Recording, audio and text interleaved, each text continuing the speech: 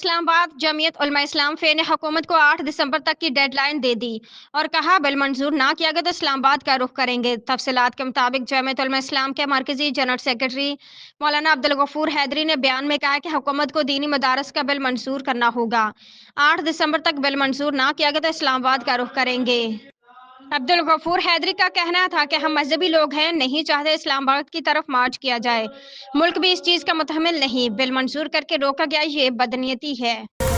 اسلام آباد supreme court نے بانی Pakistan Tehreek Insaf P T I کے 9 مئی پرتشدد واقعات پر جوڈیشل کمیشن تشکیل دینے کی درخواست کو سماعت کے لیے مقرر کر دیا۔ عمران خان نے 9 مئی واقعات کی تحقیقات کے لیے درخواست دائر کی تھی، جس میں سویلین کا ملٹری کو ٹرائل کالعدم قرار دینے کی بھی اپیل کی گئی ہے۔ جسٹس امین الدین کی سربراہی میں سپریم کورٹ کا 7 رکنی آئینی بینچ 10 دسمبر کو درخواست پر سماعت کرے گا۔ بینچ میں جسٹس جمال مندوخیل، جسٹس محمد علی مظہر، جسٹس حسن رضوی، جسٹس مسرت ہلالی، جسٹس نعیم افغان اور جسٹس شاہد بلال شامل ہیں۔ راولپنڈی انسداد دہشت گردی عدالت نے اڈیالہ جیل سے پی ٹی آئی کے 5 رہنماؤں کی گرفتاری غیر قانونی قرار دیتے ہوئے 5 پولیس افسران کو توہین عدالت کے نوٹس جاری کر دیے۔ تفصیلات کے مطابق راولپنڈی کے انسداد دہشت گردی عدالت میں غیر قانونی گرفتاریوں سے متعلق کیس کی سماعت ہوئی۔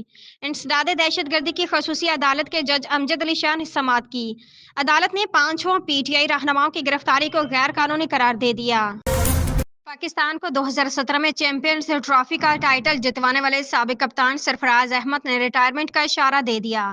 چیمپئنز ٹی20 کپ میں پریس کانفرنس کے دوران صحافیوں کے سوال پر سرفراز احمد دل برداشتہ ہو گئے اور کہنے لگے کہ جس کا انتظار ہے وہ اعلان جلد ہو جائے گا۔